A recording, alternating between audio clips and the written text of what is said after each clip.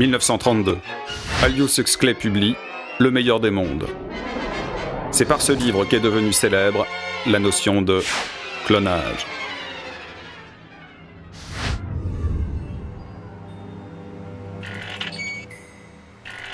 Ce roman décrit un monde idéal où des êtres sélectionnés pour leur beauté et leur intelligence sont reproduits à l'identique et en très grand nombre jusqu'à l'obtention d'une société parfaite. Pendant un demi-siècle, la science-fiction s'est emparée de ce thème et l'a décliné sur tous les tons, en lui donnant des significations différentes. Double maléfique doté de pouvoirs télépathiques, guerriers produits en série comme des machines, hommes artificiels sans personnalité, réserve d'organes de rechange. 1996, naissance de la brebis Dolly. Le prestigieux magazine Nature fait sa une sur ce qu'il a appelé le premier mammifère cloné. En réalité, de quoi s'agit-il ? Le clonage repose sur la technique dite de transfert de noyau.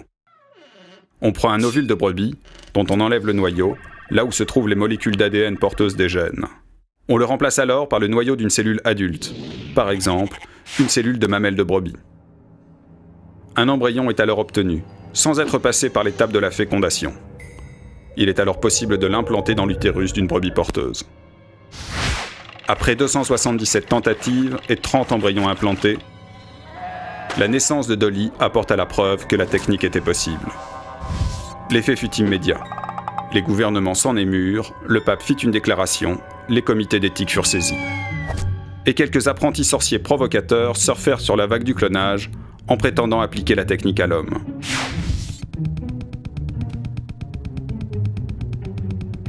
Pour l'homme, les problèmes éthiques sont surtout philosophiques et pratiques. Peut-on fabriquer un embryon humain sans passer par le stade de la fécondation ?